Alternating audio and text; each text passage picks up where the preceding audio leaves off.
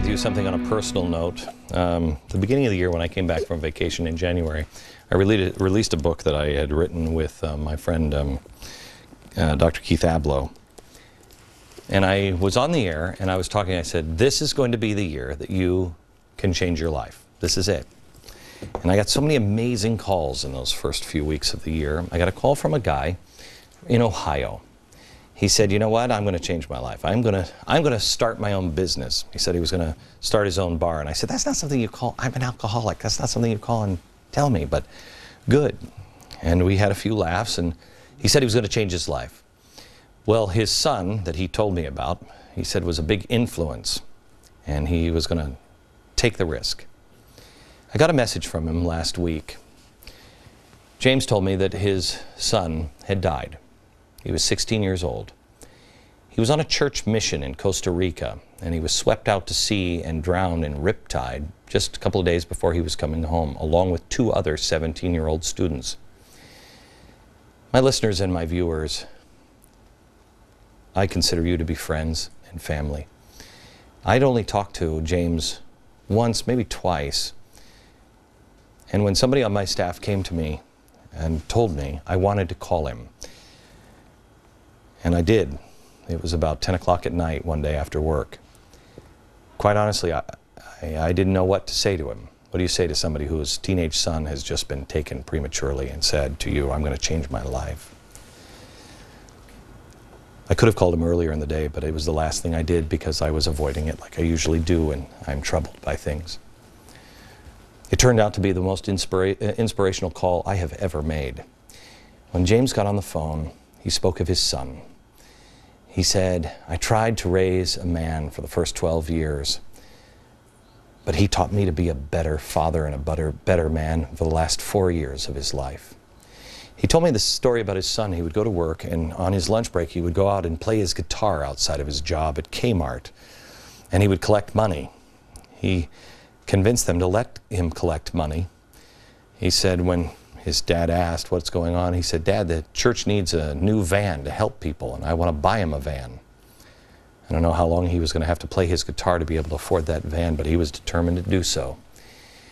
James said, Glenn, I've just paid for my son's funeral and shipping his body back, and I'm broke.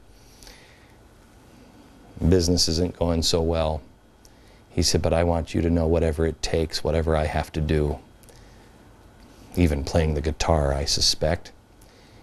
He said, I'm going to make sure my son's wish is accomplished.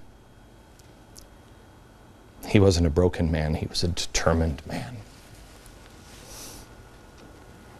I ask you tonight that if you're in Ohio and you happen to be driving by James Bar in Ohio, there it is, and there's the address. I want you to take a few minutes and just stop in. Talk to this man about his son. You won't find sadness, you'll find inspiration. It's the Time Zone in Grove City, Ohio. By the way, final note, JJ, his son, I knew wanted to be a youth pastor. That's all he wanted to do.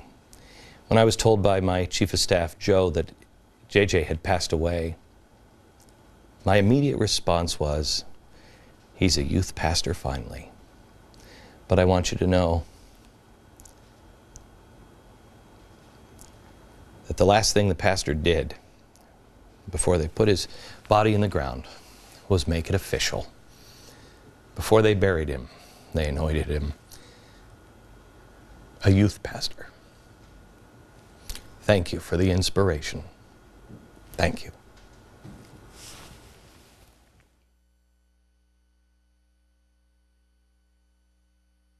Soon, the first ever Glenn Beck Quiz Show. Think you could answer questions about the stuff Glenn's covered over the last 2 years? I talk about the dangers of big government, collective salvation, the Tides Foundation. If so, we'd like to put you to the test. Who does Glenn call the spooky dude? Spooky dude. Who does Glenn hate? Hate this guy. Who does Glenn love? I love him. Show off your Beck IQ and write in for tickets at BeckQuizShow@FoxNews.com. Do you understand?